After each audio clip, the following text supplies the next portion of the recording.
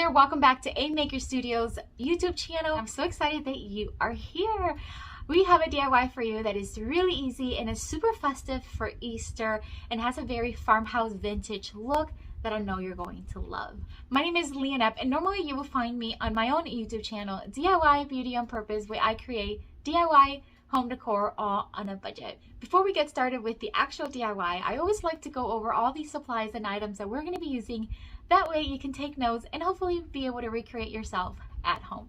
So the stencil we're going to use from A Maker Studio is this reusable mesh stencil that it is absolutely beautiful. It has like an Easter feel to it, but almost like a very vintage Easter, and only because it has a bunny or several bunnies. But honestly, it has so many cute designs. And look at this. It has really cool vintage designs. Like you have the bunny here, bunny, bunny, bunny, and then you have some scripts and some stamps. And it's just really, really cool. I love stuff like this. So we're going to be using this one. It's a fairly new one. I have never used that one. I'm also going to use this board that is actually from Target Dollar Spot for $3, but I actually got it at a discount store for $1.50. So yay for that. And we're going to use the brown side. I'm also going to be using some of the Ballet white from Amy Howard at Home. Beautiful white. I love it. So we're going to use that.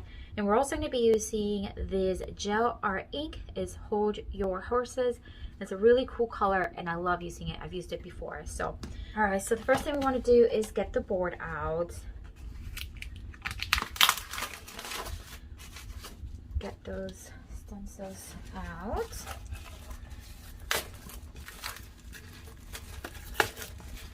It's really cool. It has like, it's double-sided, so it has like this natural wood on this side, and then it has this really cool chalkboard on the other side. But we're going to use this side, and we're actually going to leave the little hanging rope because it's kind of cute. I really like it. So what I want to start doing is I want to start kind of dry brushing the board. So dry brushing is when you have very little amount of paint on your paintbrush and then you start applying it. I usually like to start very light and then just keep adding until I like what I see. So we are going to do that using the Ballet white to start dry brushing. And what's beautiful about dry brushing is that because you're dry brushing, there's such little amount of paint on your paintbrush that it dries really fast. So maybe I think that's why they call it dry brushing. So I want this board to have a very vintage look. So it's going to be dry brushed. You're going to see a lot of like chippiness. It's also going to be, we're also going to distress it, and it's going to have some really cool character. But overall, I want this board to look like a board that's been around for a very long time. Maybe at one point it was sitting in a barn somewhere. I like giving my pieces stories. So it's been sitting in a barn, not being used, and it kind of aged and just got some character on it. So as you can see, very, very chippy dry brushing.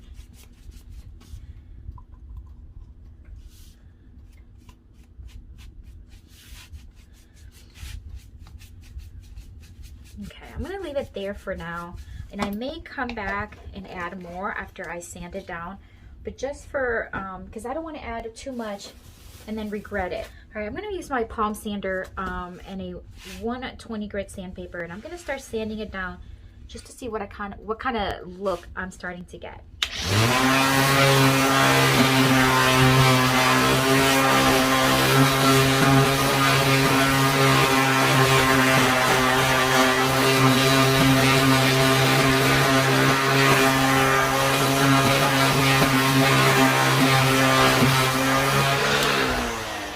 It's kind of softened all of the dry brushing and just made it look a little bit more natural.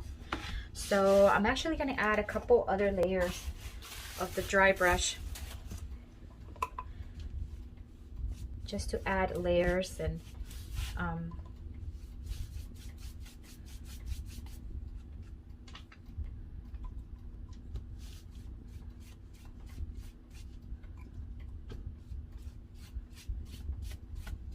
I'm going to sand it one more time.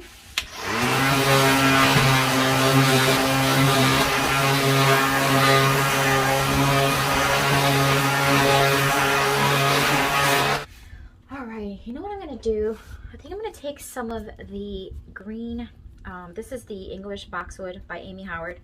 I'm gonna grab a smaller brush and I'm just gonna start dipping it. I'm gonna add a little bit of this green.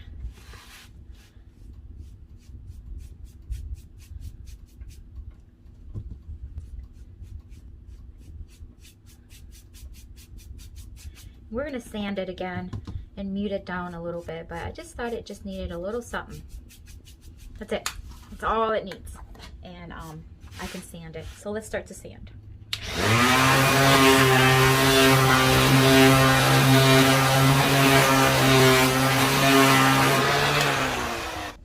I'm now going to take some antiquing wax that I already had on hand, and I'm just going to dab it a little bit on my rag here, and I'm just going to start distressing and adding a little bit on the edges.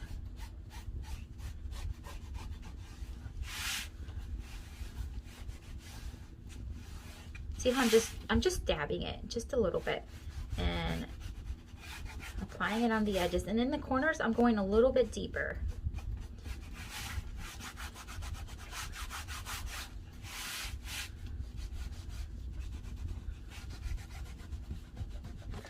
Alright, so we're going to start with this beautiful large bunny stencil, and because it's so close to the other stencils, like the other designs, I'm going to use some painter's tape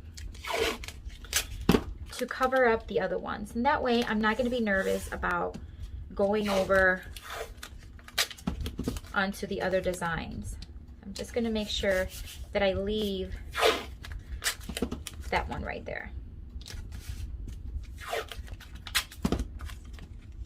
I did this before and it actually worked really well. I was really glad that I was able to do that.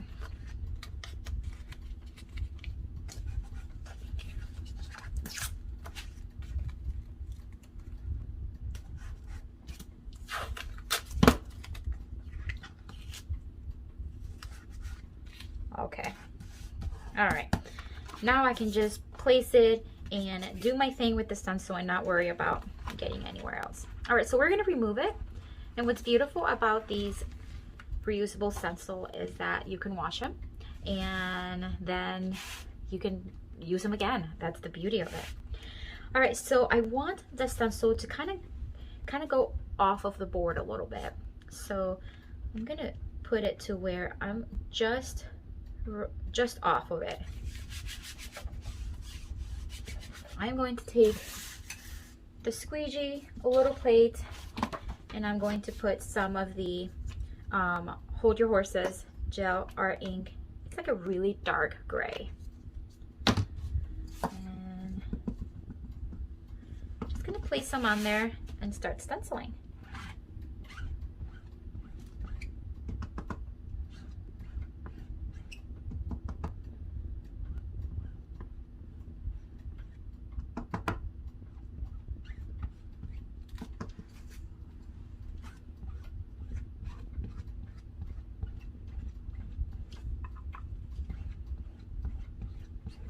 Okay, leave it just like that. Isn't that beautiful? Holy smokes, love it. All right, I am going to let that dry for a little bit, but I'm going to quickly remove the tape because I do want to use, which one? Oh, I don't need to remove that one. I'm going to use this one up here. It just dawned on me that I think it would look beautiful if I use this one, maybe even sideways. Let's see, like this, right off of, kind of like going off of the board as well. I think that's gonna look so good. Put a little bit more of the gel arc ink in there.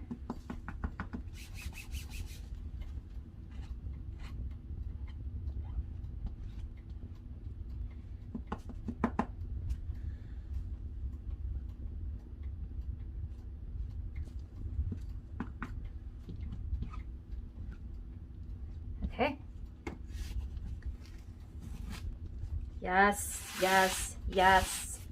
Love it, love it, love it. And now I'm hooked. Now I want to use another one. How about this one down here? Let's try to use this one. How about maybe up here, just ever so slightly, or maybe like that. Let's see.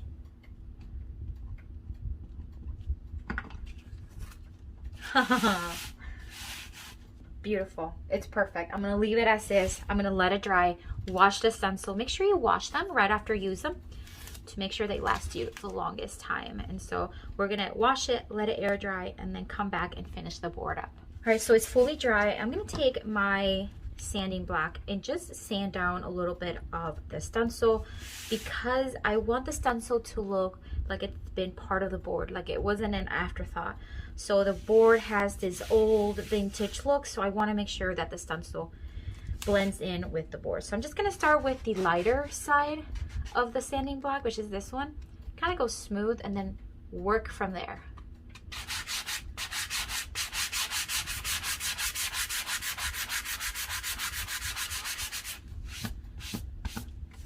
See how it's already lightening up? It already kind of blends in a little bit more with the board. And I'm going to keep the same side wave look that the board has. So I'm not going to do it this way. I'm going to do it this way.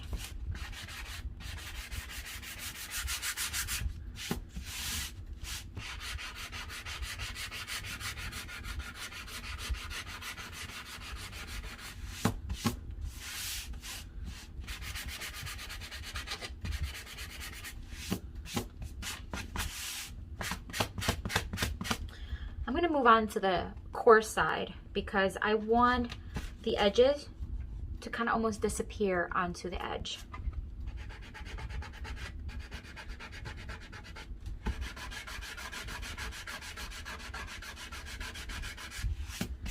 See how that just kind of, when it kind of disappeared, it just makes it look again like it's been part of the board.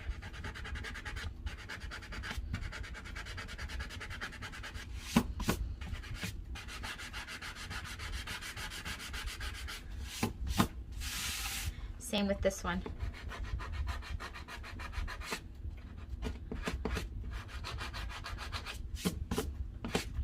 And same with this one.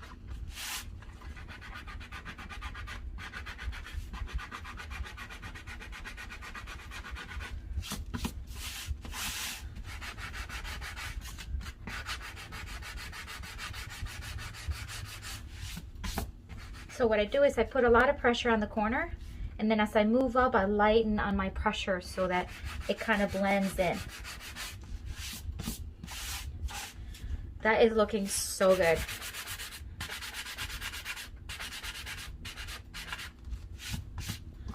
All right, I'm liking it.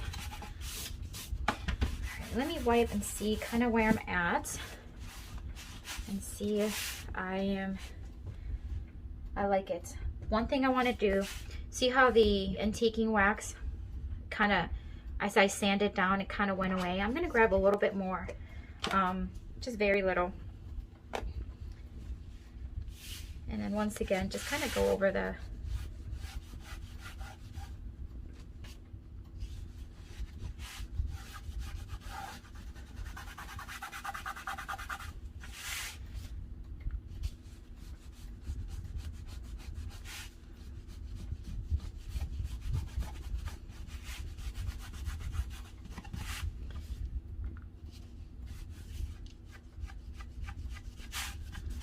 It just makes such a difference.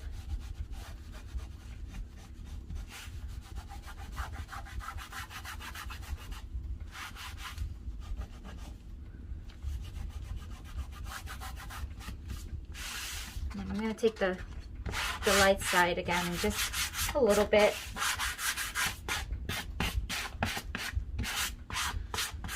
To blend everything in. And I think we're almost done. I'm going to add some florals. Now the florals that I'm picking, some of these florals, I'm just going to take a combination of a few things that I already had on hand. So some of these Magnolia Leaves, it was from a leftover pick that I had, and I kept them because I love Magnolia Leaves. And I'm going to take 2 one of the larger leaves and then one of the smaller ones. Just kind of see how they look. Just kind of want them to look kind of like there. I don't want to fully cover the cute stencil over here, but and then I'm going to take maybe this one. See how these little, I thrifted these little flowers and I've kept them in this little baggie for like 3 years. I'm not joking, but I love how vintage they look. They don't look brand new, and that's what I love about them. So when I'm making designs like these, then I can use them and it just looks like it's been part of the board, you know? So I think if I place them kind of like around there, and then maybe place even some of these. I have no clue what these are. Let me see, what does it say here? Oh, mini pomegranates. Well, there you go. That's new. I didn't know they were mini. I mean, they look pretty large to me. I don't know. Anyways, all right, so I think if I place like a couple, like around there, maybe just one, I think that would be perfect. Yeah, we'll see how it evolves. So first thing we got to do is attach the leaves. So we're going to attach the large one first, and you know what I'm going to do? I'm going to cut off some of this like large thing there so that it can lay a little bit more flat on me, because it is pretty large. There, I think that's going to work well. There you go. All right, I am going to hot glue it right around there. I'm going to add the small one right around here. Okay, I'm going to place the little flowers and just go right there.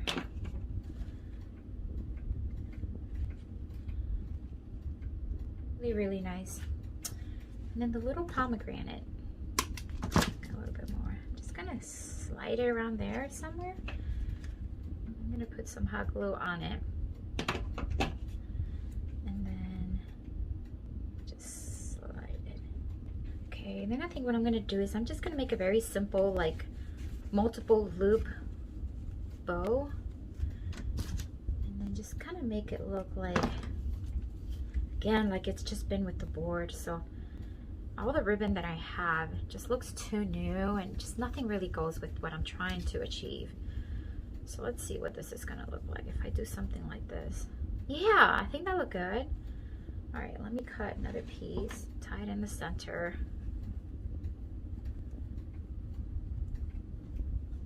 Again, I'm not looking for any of this to look like it was just made. That's why I think jute string will look great, because it's kind of fuzzy. It just all really looks kind of old. Maybe I'll leave those little hanging strings. It's just gonna cover up all that messy stuff up here. Okay. I'm gonna kind of intertwine the jute twine right within the arrangement. I think we're done. So this is it for today, and I'm so excited how this vintage Easter board or sign turned out. These stencils are probably one of my favorites, and that's hard to say because I love all of them. But the design and the style is just so beautiful. I love it. I love that we have all the other ones right around. It just looks like it's been around for a long time, and it's just gorgeous. I just love them all. But I hope you loved it too. Let me know in the comments what you think. And don't forget to check out all the links down in the description box so that you can find all of the items that we used today, and that way you can try them at home. I want to thank A Maker Studio once again for having me here and entrusting me with their products. I love using them. They're so easy to use, and they're such high quality. I hope you have a lot of fun creating. I hope you have a blessed day, and I'll see you later. Bye.